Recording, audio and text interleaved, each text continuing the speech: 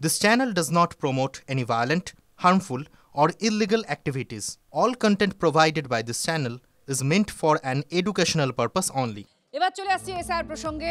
আগামী কাল থেকে বিএলওরা বাড়িতে বাড়িতে যাবেন, আর তার মধ্যে আরও এক মৃত্যু, আর সেই মৃত্যুর সঙ্গে এসআইআর এর যোগ আছে বলে এই তথ্য সামনে নিয়ে আসা হচ্ছে। হুগলির ডানকুনিতে এক মহিলার মৃত্যু হয়েছে। এসআইআর এর জন্য উদ্বেগে ছিলেন, টেনশনে ছিলেন, সেখান থেকে অসুস্থ হাসপাতালে নিয়ে যাওয়া হয়, সেখানে তার মৃত্যু হয়। এই কথা বলা হচ্ছে যে এসআইআর এর দরুন চিন্তা থেকে তার মৃত্যু হয়েছে, এবং ডানকুনির তৃণমূল পুরপ্রধান বলছেন হাসপাতালে নিয়ে গিয়ে মৃত্যু হয়েছে। অসুস্থ হওয়ার অন্যতম কারণই হচ্ছে এসআইআর। সনৎ মাঝি আমাদের প্রতিনিধি আমাদের সঙ্গে রয়েছেন। সনৎ, আরও এক মৃত্যুর সঙ্গে এবার এসআইআর যোগ তত্ত্ব সামনে আসছে, ঠিক কি হয়েছে? পরিবার কি একই অভিযোগ করছে?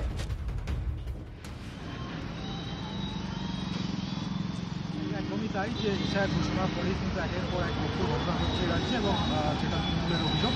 এবং ডানকুনিতেও 8 বছর বয়স, গতকাল সন্ধ্যায় তিনি মারা যান, এবং পরিবারে বলতে তার কেউ নেই, কারণ গত বছর দুয়েক আগেই তার একমাত্র মেয়ে মারা যায়, এবং পরিবার বলতে শুধুমাত্র দুটো নাতনি, অর্থাৎ 8 বছর এবং 12 বছরের দুটো নাতনিকে নিয়ে তিনি ডানকুনি পৌরসভার 20 নম্বর ওয়ার্ডের যে নজরুল পল্লী আছে সেই নজরুল পল্লীতে বসবাস করছিলেন।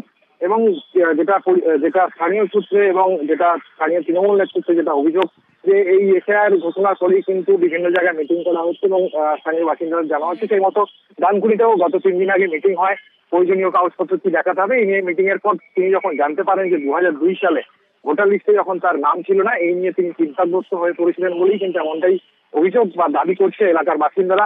এবং তৃণমূলের নেতৃত্ব, স্থানীয় নেতৃত্ব যেটা অভিযোগ, যে এই তার যেহেতু 2002 সালে ভোটার লিস্টে নাম ছিল না, সে কারণেই অনেকটাই চিন্তাগ্রস্ত হয়ে পড়েছিলেন, এবং গতকাল সন্ধ্যায় তিনি অসুস্থ হয়ে পড়েন, এবং সম্ভবত তিনি হৃদরোগে আক্রান্ত হন, এবং স্থানীয় একটি হাসপাতালে নিয়ে যাওয়া হয়। সেখানে নিয়ে যাওয়ার পর কিন্তু তার মৃত্যু হয়। এরপরই এলাকায় চাঞ্চল্য ছড়িয়েছে। এই মুহূর্তে, অর্থাৎ এই 1:30 নাগাদ এই মুহূর্তে তার যে স্থানীয় কবরস্থান আছে সেখানে কিন্তু হাসিনা বেগমের ইসলামিক মতের শেষকৃত্য সম্পন্নের কাজ চলছে। এই ঘটনার দিকে নজর রাখবো। বারবার শাসক দলের তরফ থেকে এখানেও যে দাবি করা হচ্ছে যে এসআইআর এর উদ্বেগের দরুনই এই মহিলার মৃত্যু হয়েছে। আপনাদের শোনাবো কি অভিযোগ করা হচ্ছে। বয়স্ক মহিলা, সে দুদিন আগে খুব চিন্তার মধ্যে ছিল, ভোটার কার্ড সব জেরক্স করলো, জেরক্স করার পরে ভালো মানুষ যে এসে এইখানে যখন বসার পরে হঠাৎ করে সে অসুস্থ হয়ে পড়লো। অসুস্থ হওয়ার কারণটা কি সেটা বাড়ির লোকের কাছে যখন জানা গেল যে আমাদের কাছে 2002 সালের আমাদের কাছে নামের লিস্ট নেই, তার জন্য ও চিন্তার মধ্যে থেকে ও হার্ট অ্যাটাক করে ফেললো। যখন হার্ট অ্যাটাক করে ফেললো তাকে হসপিটালের সঙ্গে সঙ্গে নিয়ে যাওয়া হলো, তখন ওখানে বললো মারা গেছে, তোমরা নিয়ে চলে যাও। আমার কাছে আবেদন হচ্ছে, চেয়ারম্যানকে আবেদন করছি যে এইটাকে ভালো করে লক্ষ্য করতে, যাতে মানুষ ভয় না করে।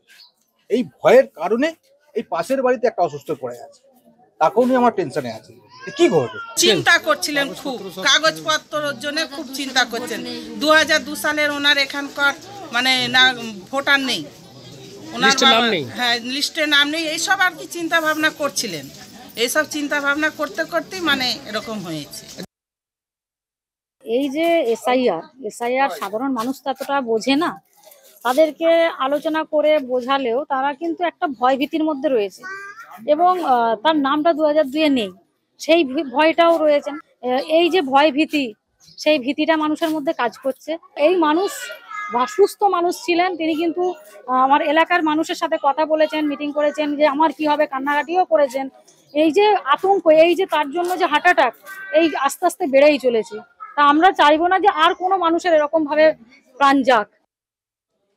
এবার আপনাদের 4টে মৃত্যু দেখাবো, যেখানে শাসক দলের তরফ থেকে অভিযোগ করা হয়েছে যে এসআইআর এর আতঙ্ক থেকেই এই মৃত্যু হয়েছে।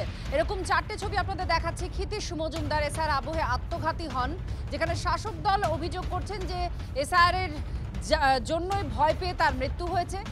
আরও এক আত্মহত্যার চেষ্টা আপনাদের দেখাচ্ছি, সেখানেও ঠিক একই রকম শাসক দলের অভিযোগ। ডানকুনিতে আপনারা দেখলেন কিছুক্ষণ আগে, শুনলেন শাসক দলও বলছে যে এসআইআর আতঙ্ক থেকেই তার মৃত্যু হয়েছে।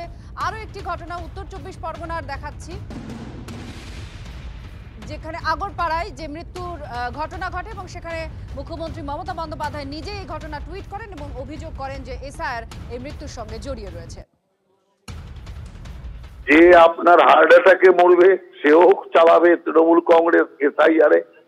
দীর্ঘদিন ধরে যদি লিভারের রোগে কেউ মরে সেটাও চালাবে ওইভাবে। অতএব তৃণমূল কংগ্রেস এখন মৃত্যু নিয়ে রাজনীতি করছে। কি দুর্দশা তৃণমূল কংগ্রেসের, যে এসআইআর তৃণমূল কংগ্রেসের হারের মজ্জাতে কাঁপুনি ধরিয়ে দিয়েছে। আমি মনে করি এসআইআর আতঙ্কে যদি সত্যি কেউ মরে থাকে তার জন্য দায়ী মমতা ব্যানার্জি, কারণ মমতা ব্যানার্জি আর তৃণমূলের লোকেরাই এসআইআর আতঙ্ক চারিদিকে ফেলে আতঙ্কিত করে দিয়েছে মানুষকে। অতএব যদি এই মৃত্যু সত্যিকারের এসআইআর এর জন্য হয়ে থাকে, যদিও আমরা বিশ্বাস করি না, সত্যিকারের এসআইআর এর জন্য হয়ে থাকলে ওর জন্য দায়ী মমতা এবং তৃণমূল কংগ্রেস। কোন মৃত্যুটা কি কারণে হয়েছে সেটা বলার জন্য অধিকারী ডাক্তাররা। কেউ নিজের মতো করে বলে দিতে পারে না যে এটা আতঙ্কে অথবা এটা অন্য অসুস্থতা ছিল তার সঙ্গে ইত্যাদি। এগুলো তদন্ত করে দেখাটাই উচিত, কিন্তু এ নিয়ে আমার কোনো সন্দেহ নেই যারা আতঙ্ক সৃষ্টি হয়েছে পশ্চিমবাংলায় এসআইআর এর নাম করে, এবং এসআইআর এর বিধিটিতি যেভাবে বদল করা হয়েছে, এসআইআর মানে যেন নাগরিকত্ব, এই গোছের একটা মনোভাবে বিজেপি চলছে। তার মতো করে তারা ধমক দিচ্ছে বিএলওদের, আবার একই রকম ভাবে মানুষকেও ভয় দেখাচ্ছে। তৃণমূল কোথায় মানুষের পাশে থাকবে নির্ভুল ভোটার লিস্ট করার জন্য, তার চাইতে দুজনেই আতঙ্ক সৃষ্টি করার মনোভাবে চলছে।